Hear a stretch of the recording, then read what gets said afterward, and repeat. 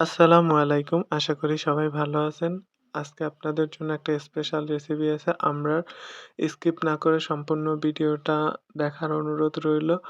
আর এখন পর্যন্ত যারা আমাকে সাবস্ক্রাইব করেননি অনুরোধ থাকবে অবশ্যই সাবস্ক্রাইব করে পাশে থাকবেন। ১ম এ আমড়াটাকে ভালো করে কেটে নিলাম।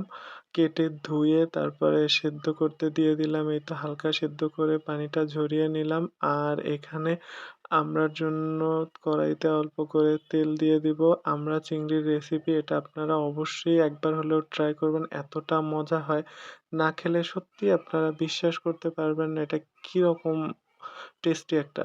এটা বরিশালের প্রায় সব জায়গায় কমবেশি খাওয়া হয় বিভিন্ন মাছের সাথে এবং ডালের সাথে। এটা খুবই মজার একটা রেসিপি। আমরা মাছের সাথে সব ধরনের মাছের সাথে টুকটাক দিয়ে খাই।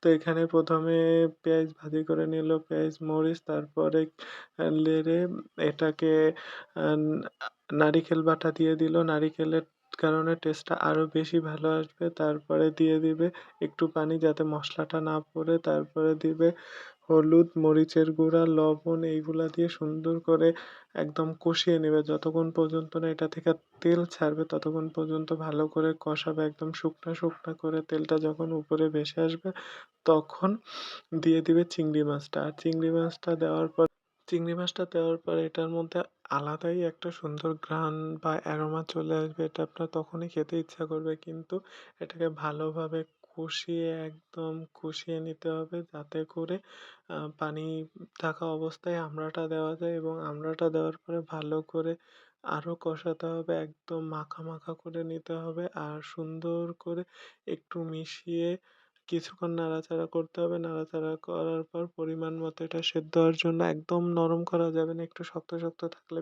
বেশ খেতে মজা হয়। তো তার সাথে এই তো পানি দিয়ে দিবে। এটা মাখো, মাখো একদম গায়ে লেগে আসলেই পানিটা দিয়ে দিতে হবে যাতে মসলাটা ভালো করে আমড়ার ভিতরে চলে যায়। আর যতটুক পরিমাণ পানি লাগে পরিমাণ মতো পানি দিয়ে তারপরে আপনার কিছুক্ষণ রেখে দিলেই পানিটা টেনে যাবে।